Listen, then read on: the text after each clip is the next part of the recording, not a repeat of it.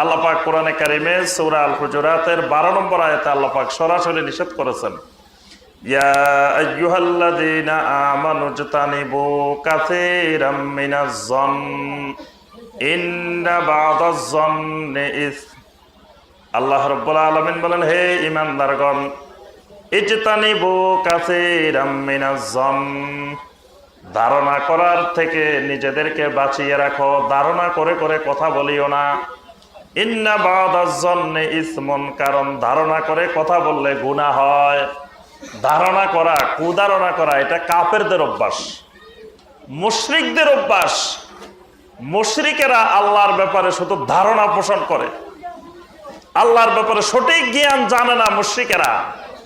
এজন্য আল্লাহ পাক কোরআনে কারিমে বলছেন, ইন হিয়া ইল্লা আসমাউন সাম্মাইতুমুহা আনতুম ওয়া আবাউকুম, তোমাদের যে সকল দেব দেবী দেবতা মূর্তি যা মাবুদ আছে, এগুলো শুধু তোমরা এক একটা তোমরা তোমাদের পূর্বপুরুষেরা নামকরণ করেছ, নাম রাখছ।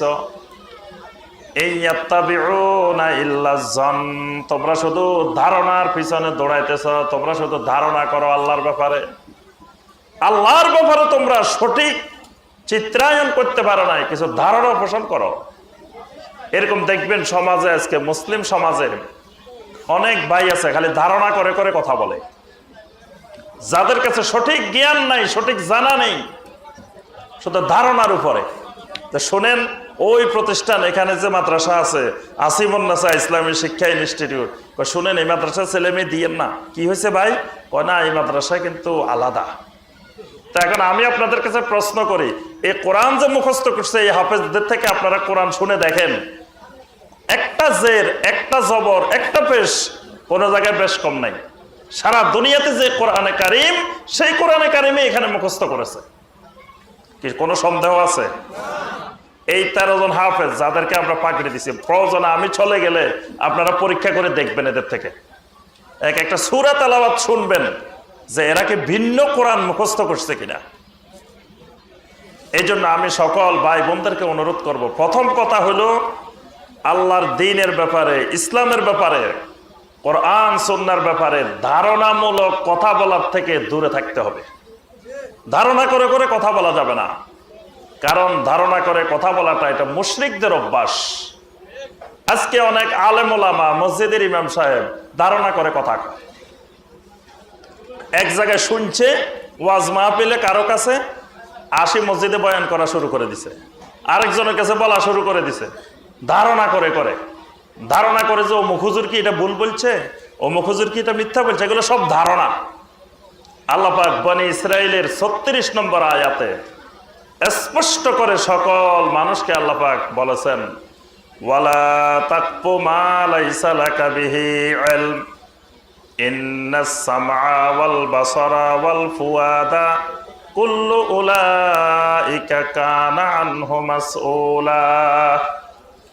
আল্লাহ রাব্বুল আলামিন বলেন, বান্দা শোনো, ওয়ালা তাকফু মা লাইসা লাকা বিহি ইলম, যে ব্যাপারে তোমার এলেম নাই, সঠিক জ্ঞান নাই, সঠিক শিক্ষা নাই, খবরদার ওই ব্যাপারে কোনো কথা বলিও না, ওই ব্যাপারে কোনো অবস্থান গ্রহণ করিও না।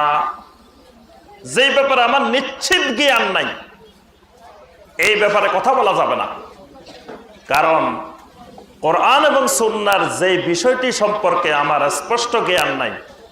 একটু আগে আমাদের ভাই বলছেন যে আপনারা এই মাদ্রাসায় এসে দেখে যান, ঘুরে যান, কি পড়ানো হচ্ছে, কি সেখানে দেখেন যে এখানে কোরআন এবং সুন্নাহর বাহিরে কোনো কিছু পড়ানো হচ্ছে কিনা।